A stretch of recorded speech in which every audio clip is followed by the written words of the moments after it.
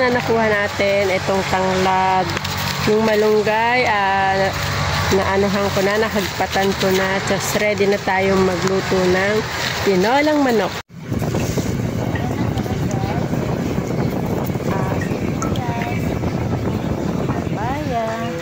Ang ating malunggay, ready na rin guys. Ang ating nahiwang manok. So ayan guys, fresh na fresh ang ating chicken.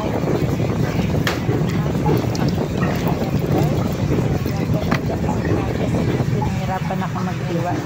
So ayan ang ating fresh malunggay. Ayan, at nahiwa-hiwa na natin ang ating luya, ang ating sibuyas, ang ating tanglad. Ayan, at ang ating papaya at malunggay.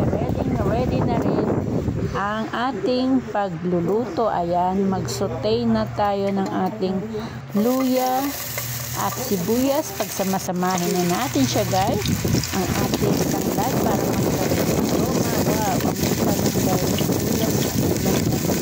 at ilagay na natin ang ating chicken. Isote-sote muna natin siya until mag golden brown. Ayan guys, yan guys. At syempre ang ating mga sangkap ay nasa paligid lamang, hindi na kailangan bilhin, kaya kailangan po magtanim-tanim tayo. Ayan, at golden brown na siya para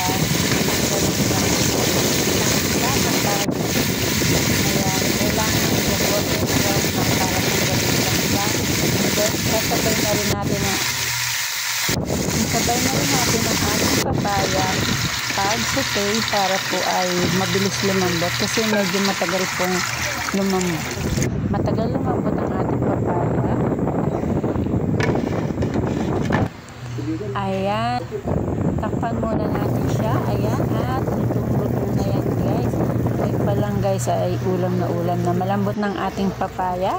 Ayan, at i-check natin yan guys. O, medyo sumabay na yung pagkulo niyan sa ating papaya. Kaya napaka-ising lutuin ng ating tinolang manok. Then, ilalagay na natin ang ating fresh malunggay. Ayan guys, galing lang sa paligid. Fresh na fresh ang ating malunggay, papaya, tanglad. Ayan, ihalo-haluin muna natin siya. Ayan, ready na yan guys sa ating pananghalian, ang tinolang manok. Yan guys, kung bago ka pa lang po sa aking channel, don't forget to like, share, and subscribe. Maraming salamat. Magandang buhay!